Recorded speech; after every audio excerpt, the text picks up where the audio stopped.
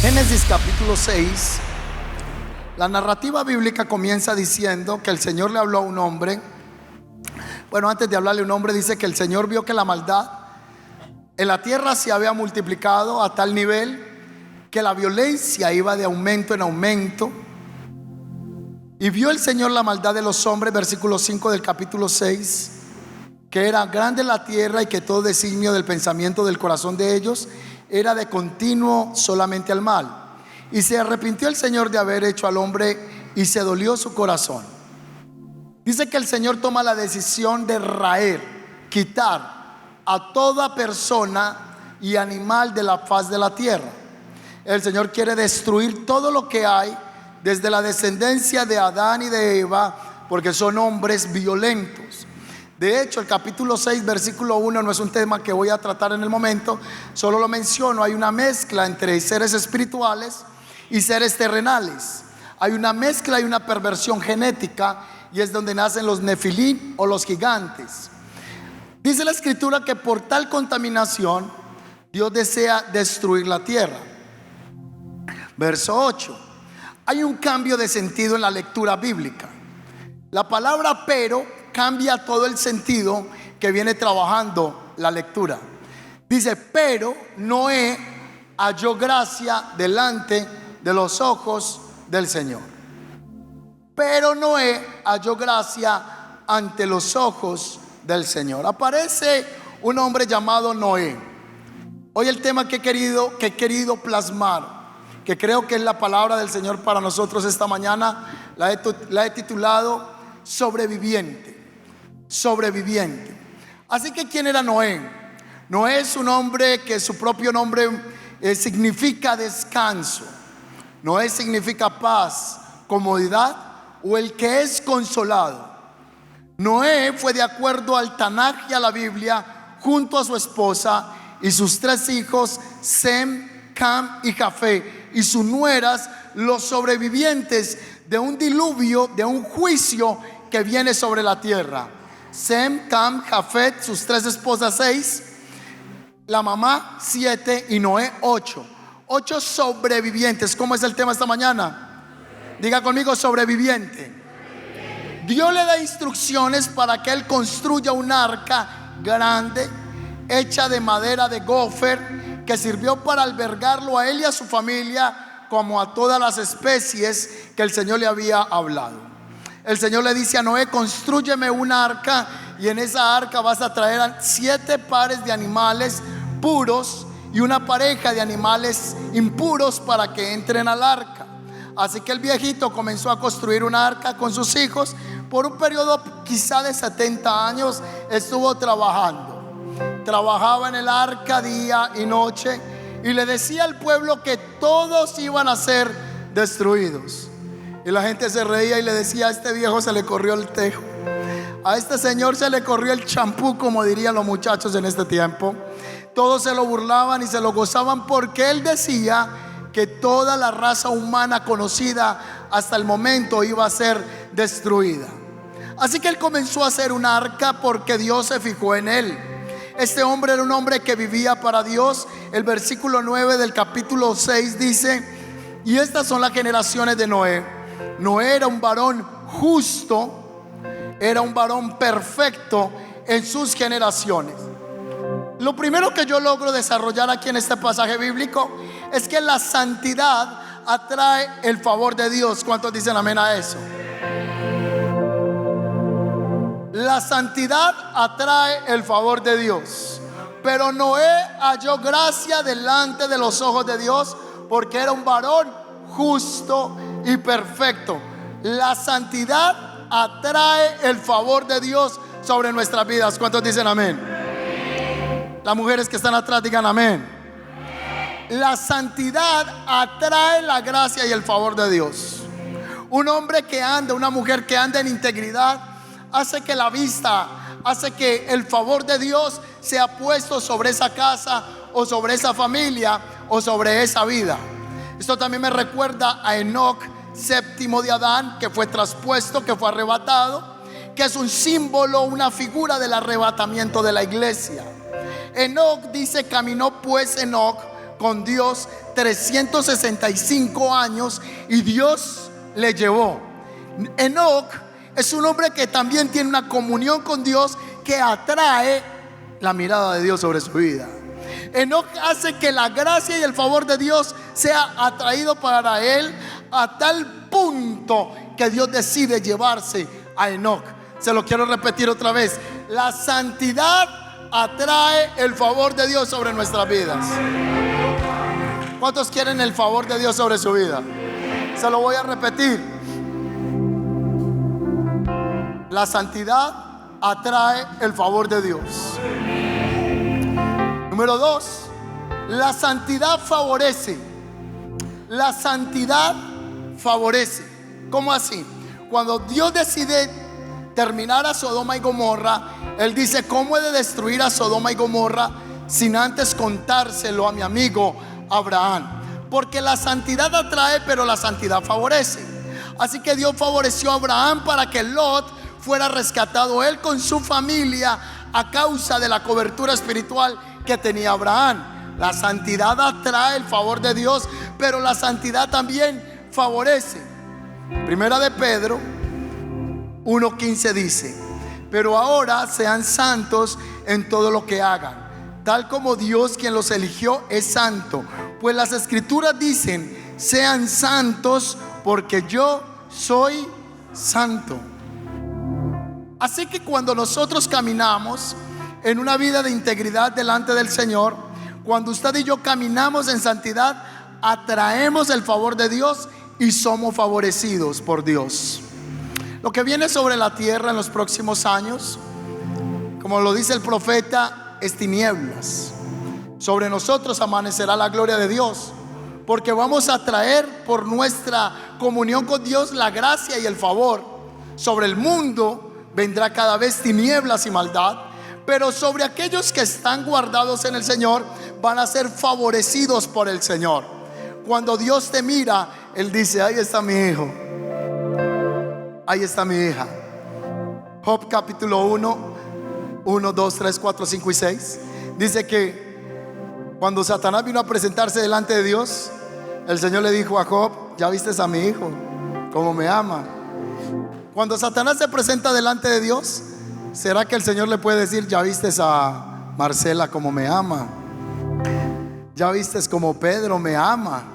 Hay un orgullo, hay una satisfacción que tiene el Eterno cuando sus hijos caminan con Él. El Señor se siente complacido y el Señor dice: ya viste que es un siervo que me ama. Entonces atraemos la presencia de Dios y favorecemos sobre nuestra vida la gracia del Todopoderoso. Este viejito Noé atrae la gracia del Señor, atrae el favor y comienza a construir el arca. Y le dice a la gente: súbanse al arca, que esto va a ser destruido. Y se reían del viejito y le decían: estás loco. Y él martillaba y martillaba. Noé representa a los predicadores del tiempo actual. El arca representa a Cristo, que es la salvación, y todos los que escuchen el mensaje de salvación podrán estar seguros y confiados en el día de la prueba que vendrá sobre las naciones de la tierra. Por cuanto has guardado la palabra de mi paciencia, yo te guardaré en el día de la prueba que ha de venir en toda la tierra. Lo dice en Apocalipsis. Todos tenemos que correr a la barca. Todos tenemos que subirnos a la barca que es Jesucristo. El que está en Él estará seguro. Así que hoy, qué bendición poder estar en este lugar, en la barca. En la barca se siente también movenciones fuertes, pero si estamos con Él, todo va a estar supremamente bien. Entonces Dios le dice al viejito: voy a hacer descender agua sobre la tierra. Y un día Él le dijo: súbete ya a la barca. Súbete tú, súbete tu esposa, Sem, Cam, Jafet, sus esposas, 8 en total, porque voy a hacer llover. Así que el hombre se montó a la barca y la puerta, ¡pah!, se cerró. Llegará un día que la puerta se va a cerrar y ya nadie la va a abrir. Llegará un día que la gente querrá que le prediquen y ya no va a haber predicación. Vendrá un día que la gente querrá servir en la obra de Dios y ya la puerta se habrá cerrado. Y la palabra dice por allá en Apocalipsis, en una de las iglesias, que el Señor las puertas que cierra, nadie las abre, y las que Él abre, nadie las puede cerrar. Así que cuando la puerta se cierra, solo se va a oír lloro y crujir de dientes, porque llegará un día que la puerta se va a cerrar. Por eso hoy es el día de salvación. Hoy es el día de correr al Mesías. Hoy es el día de reconocer que necesitamos la vida eterna que solo está en Jesucristo, que es el arca de salvación. Entonces la gente comenzó a correr y comenzó a escuchar que llovía. Comenzaron a caer grandes, fuertes gotas de agua. Y la gente decía, pero ¿cómo es posible que está lloviendo ahora? Nunca había llovido. A la gente se le está mojando la cabeza. Los niños comenzaron a correr. Los ancianos corrían y decían esto que decía Noé, si era cierto. Esto que dijo Noé se está cumpliendo. Comenzó a llover y jamás había llovido. La gente gritaba, corrían como locos, estaban desesperados. Salieron corriendo hasta el arca y le decían, Noé, ábrenos la puerta. Yo creo que el corazón a Noé le latía más fuerte que nunca. Y solo escuchaba detrás de la puerta a niños gritar, ancianos sollozar, a niños llorar. Todos le daban golpes a la puerta y el agua comenzó a subir. El agua comenzaba a subir y las trancas que tenían el arca fija comenzaron a correrse. El agua comenzó a subir en toda la tierra conocida hasta el momento. El agua ya estaba pasando de los tobillos a las rodillas, de las rodillas a la cintura, y el agua comenzó a subir. Súbale volumen a eso si hay audio ahí. Comenzó el agua a extenderse sobre toda la tierra y la gente trataba de salvarse y ninguno pudo. La puerta ya estaba cerrada.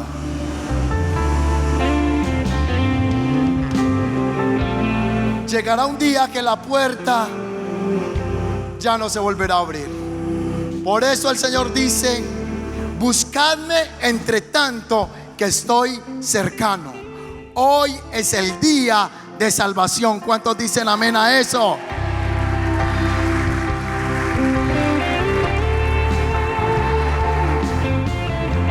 Noé fue sobreviviente. Sem, Cam y Café fueron sobrevivientes. Las nueras fueron sobrevivientes. La esposa de Noé fue sobreviviente por la entrega de un solo hombre. Un hombre atrajo el favor de Dios. Medellín no ha recibido juicios por muchos intercesores que están en este lugar. Las naciones de la tierra no han sido destruidas por las oraciones de los justos. Sácame la iglesia del mundo. ¿Qué pasa con el mundo? Sácame el pueblo de Dios imperfecto de la tierra que está orando. Y la iglesia lo que ha traído a los barrios, a las ciudades, ha sido el favor y la gracia del Señor. Yo creo que esta iglesia ha hecho un portal espiritual en esta carrera 43, número 3173 de Galerías de San Diego, y esta esquina se ha convertido en un peniel, en un lugar de cielos abiertos que conectan la tierra con el cielo. ¿Cuántos dicen amén a eso?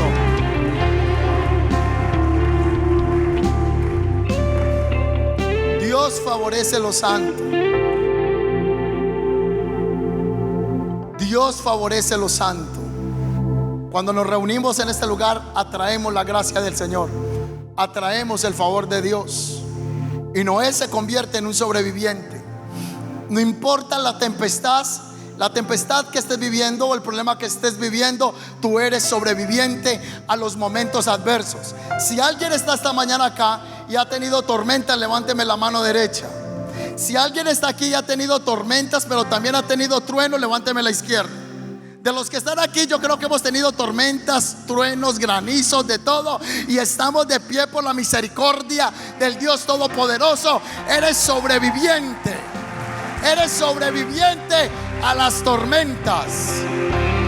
Esta semana fui a visitar a uno de los músicos de la iglesia, también mentor de una de las redes de John Plus, a Manuel. Manuel hace un mes recibió un golpe muy fuerte. Un hombre salió, un habitante de calle, y lanzó una piedra contra su cara mientras iba manejando. Le quebró este hueso. Había un roto aquí en su frente. Los doctores dijeron que él no iba a volver a ver, que iba a quedar ciego. La nariz se la hundió, el golpe de la piedra se la metió la nariz. Le quebró los pómulos, se los quebró, esos dos pómulos. Y el líquido encefalo raquídeo ya se le estaba saliendo, decían los doctores. Toda la parte cognitiva y de razón está en nuestra frente.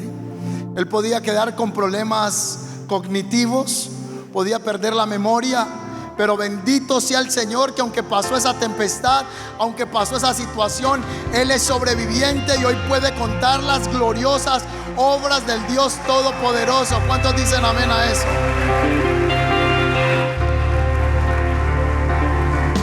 Esta semana lo fuimos a visitar, creo que ayer o antier le quitaron ya la traqueostomía, unos aparatos que le tenían la boca cerrada internamente para que le ajustaran los pómulos, la operación que se le hizo. Y estando en ese lugar le hice una pregunta: cuéntame. No podía contarme, solo con expresiones físicas. ¿Vistes algo? ¿Tuviste una experiencia espiritual? Y me dijo. Y yo le dije: ¿vistes algo? Y me dijo: vi y oí. Y le dije: ¿quieres que te traiga un lapicero para que escribas todo y no se te olvide? Y me decía: no se me va a olvidar, que todo lo tiene en la mente. Él puede dar testimonio que ha pasado por tormentas, por tempestades, y que es sobreviviente, que el Señor lo ha guardado en el arca de su protección, porque nosotros no nos morimos el día que el diablo quiera que nos muramos. Usted y yo salimos de esta tierra el día que Dios permita y estableció para que salgamos de esta vida terrenal. Diga conmigo: soy sobreviviente. Tú eres sobreviviente a enfermedades. Tú has sido sobreviviente a dificultades. Has pasado por problemas emocionales y tú has sido sobreviviente. Por la gracia y la bondad del Eterno somos sobrevivientes. Entonces, después del diluvio, llovió 40 días, 40 noches, y se acordó el Señor de Noé. Pasaron 150 días, dice la Biblia. 5 meses, 150 días. A los 150 días Dios mandó un viento para que bajase las aguas. Comenzó a soplar para que el agua fuera mermando, y Noé tomó de esa barca un cuervo y lo lanzó. Abrió la ventana, y cuando abrió la ventana lanzó de ahí un cuervo. Y el cuervo dice que iba y venía. El cuervo representa lo carroñero, la inmundicia. ¿Por qué lanza un cuervo? Porque si hay comida podrida, el cuervo no vuelve. Lanzó el cuervo que está ligado, conectado con la carne, con el pecado. Por eso los que somos sobrevivientes tenemos que alejarnos de la carroñería. ¿Cuántos dicen amén? Quisiera forjar y forzar el texto bíblico en esta parte sin hacer ningún error teológico. Pues la Biblia dice en Gálatas capítulo 5 versículos 16, 17 y 18 que las obras de la carne son obras muertas, que el cuervo representa lo carroñero, lo sucio. Por eso dice la palabra: por eso les digo, dejen que el Espíritu Santo les guíe la vida. Entonces no se van a dejar llevar por la naturaleza pecaminosa. La naturaleza pecaminosa, esta carne, siempre quiere lo malo. Esta naturaleza pecaminosa está en un combate constante contra las fuerzas que luchan contra el Espíritu. Y la Biblia dice que las obras de la carne son: número 1, fornicación, adulterio. ¿Qué más dice? Mentiras, robos. Todas esas obras de la carne que nos alejan de la presencia de Dios. Dios quiere que nos limpiemos. Hay cristianos cuervo, hay cristianos carroñeros. Hay gente que aunque va a la iglesia se identifican con el cuervo porque todavía no han dejado que el Espíritu Santo los guíe. Vaya conmigo al siguiente, démosle adelante el versículo 19. Dice el 20, desde el 19: cuando ustedes siguen los deseos de la vieja naturaleza, los resultados son más claros. Hay inmoralidad sexual, impureza, pasiones sensuales, idolatría, hechicería, hostilidad, peleas, celos, arrebatos de furia, ambición egoísta, discordias, divisiones, envidia, borracheras, fiestas desenfrenadas y otros pecados pareciditos. Permítanme repetirles que ya se los dije antes: cualquiera que lleva esa clase de vida no heredará el reino de los cielos. El Señor no vino solo para que la gente aprenda a tocar piano o a tocar un instrumento. El Señor no vino para que nosotros seamos los mejores productores de un servicio. Él vino para que nosotros seamos manifestantes de la vida del reino en nosotros. Ningún borracho, ningún idólatra, ningún hechicero heredará el reino de los cielos. Pero la palabra dice que el que a Él viene, Él no le echa afuera. No importa si tus pecados fueran como la grana, vendrán a ser como la pulpa del coco, vendrán a ser blancos como la lana. El Señor quiere perdonar nuestros pecados y que nos apartemos de la carroñería. ¿Cuántos dicen amén? Hay cristianos cuervo. Cristianos cuervo.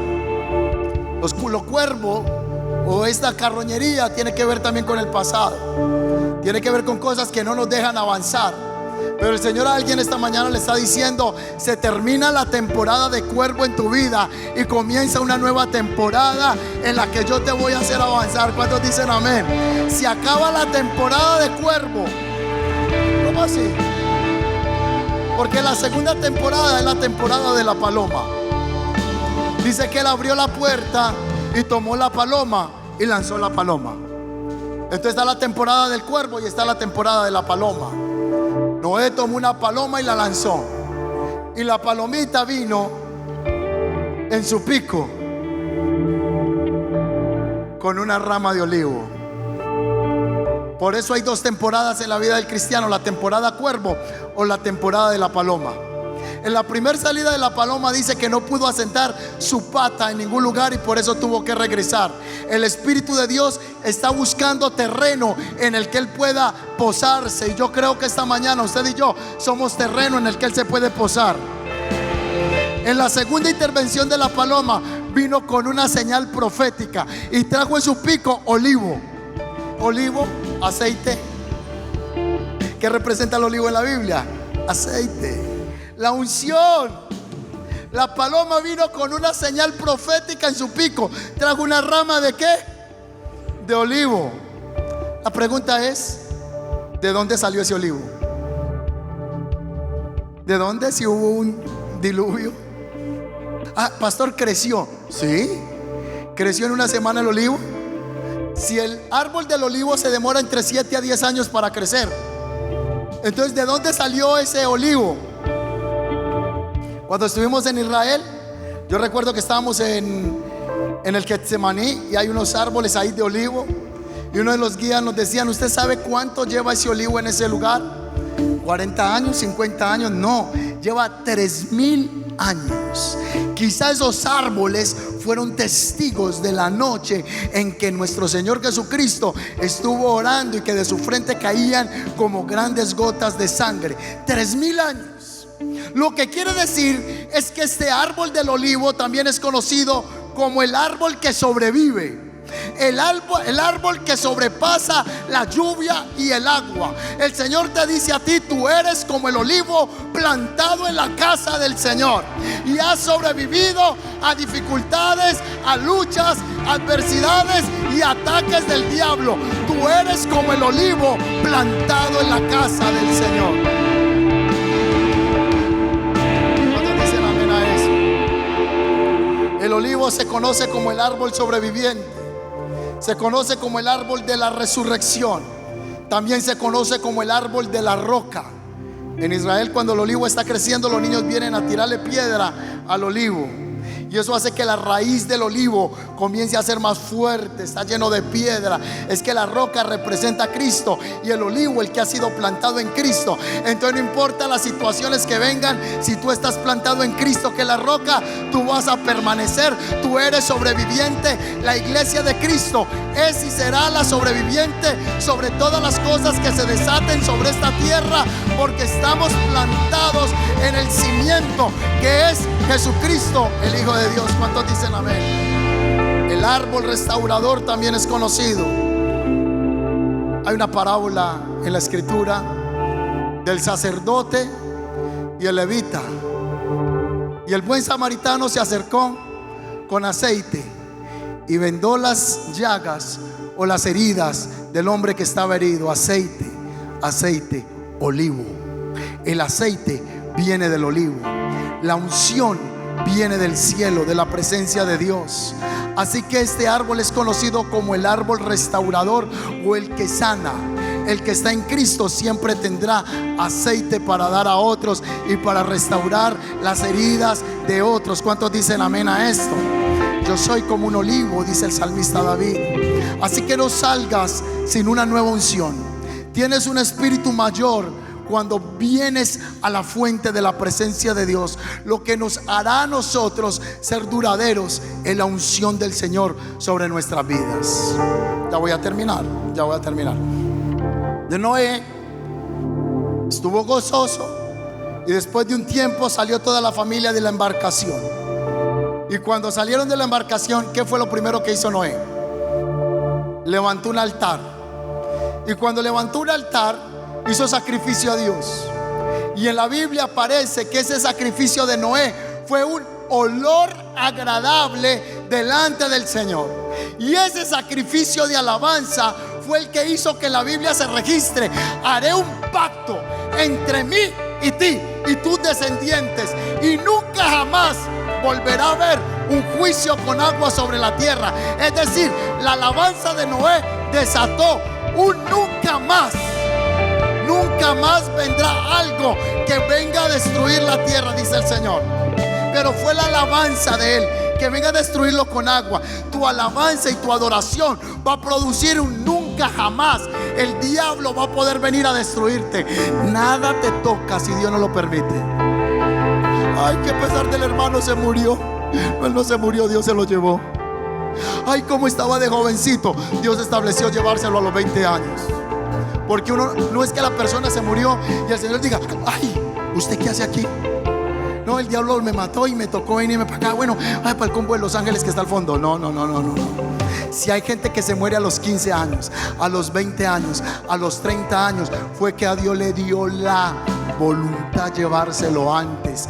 Pero la alabanza de Noé desató un nunca jamás vendrá sobre la tierra. Establezco un pacto contigo, Noé. La alabanza surgió después de un diluvio y la tormenta desató un nunca jamás. Tu alabanza desata bendición sobre tu vida y pacto del Eterno con tu vida y con los hijos de tus hijos y los hijos de tus hijos y los hijos de los hijos de los hijos de los hijos de los hijos. Establezco un pacto con tus generaciones. Después de esto, Noé es conocido como el padre de las generaciones. Noé es conocido como el padre de las generaciones, a través de Sem, a través de Cam y a través de Jafet. Se extendió la población. Y la orden que reciben de parte del Señor es: fructifiquen y multipliquen en esta tierra. Lo que tú no alcanzaste lo van a alcanzar tus generaciones. Lo que tú no alcanzaste, Dios lo va a hacer a través de tus generaciones. No sé cuántos años Dios nos permite estar en esta tierra, pero si tú has estado orando por algo al Señor y tienes hijos, en el caso de los que tienen hijos, tus hijos van a heredar las promesas del Señor. ¿Cuántos dicen amén? Yo no tengo hijos físicos, pero creo que una de las cosas con las que debe lidiar mucho un padre de familia cuando sus hijos están creciendo es que ellos sí le sirvan a Dios. Yo creo que ese debe ser uno de los miedos. No digo que sea un general, pero muchas veces se pasa por la mente: ¿será que mi hijo se va a buscar de Dios? Una generación pervertida como la que estamos viviendo. ¿Será que mis hijos sí van a orar al Señor? Pues el Señor establece un pacto contigo y tus generaciones servirán al Señor. ¿Cuántos dicen amén? Y el temor se va. Yo le hago 3 preguntas acá para terminar el mensaje. ¿A causa de la fe de Lot o a la causa de la fe de Abraham fue que vino la misericordia para Sodoma y Gomorra? A causa de la intimidad que tenía Abraham con Dios.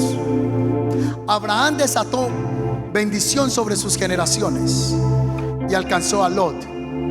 ¿Está conmigo? Segundo, a causa de la fe de Sem, Cam y Jafet fue que el Señor rescató a esa generación, o fue a causa de la fe de Noé. A causa de la fe de Noé. Entonces aquí el punto está es en tu comunión con el Señor como Padre. Por eso la Biblia dice que cada vez que el Señor iba a hacer algo decía: por amor a la casa de David, por amor a mi siervo David, no haré esto ni haré aquello. Porque Dios establece su pacto hoy contigo. Por eso usted y yo tenemos que ser hombres de pacto con Dios. Y se cumpla: mi casa y yo serviremos al Señor. Mis generaciones, los hijos de mis hijos, de mis hijos, de mis hijos, y los hijos de mis hijos, de mis hijos serán generaciones bendecidas por el Señor. La palabra del Señor dice que Él visita la maldad de los padres hasta la 3ª y 4ª generación, pero que bendice hasta 1000 generaciones. Es más poderosa la bendición que la maldición. Así que si tú estás en Cristo, hasta 1000 generaciones te va a alcanzar, a los hijos, a los nietos, a los bisnietos, a los tataranietos, porque Dios ha establecido pacto. ¿Cuántos dicen amén a eso? Diga conmigo: soy sobreviviente. Con ese ánimo bendito del Señor, diga: soy sobreviviente y ya me desperté. Gloria al Señor. Somos sobrevivientes. Padre, yo te doy gracias por tu palabra en esta mañana. Tu palabra que es viva y es eficaz. Yo te doy gracias, Señor, porque somos como el olivo, que aunque pase por tormentas, que aunque pase por vendavales, que aunque pase por tormentas, somos sobrevivientes. Sobrevivió Noé dentro del arca y sobrevivió el olivo fuera del arca. Sobrevivió Noé porque estaba en ti, y sobrevivió el olivo porque es una figura de la unción, de la presencia del Señor. Padre, yo te doy gracias porque tú eres el que nos conservas, el que nos sostienes, el que nos alientas. Padre, te doy gracias. Te doy gracias, Señor. Amén y amén. Colóquese sobre sus pies, por favor, iglesia.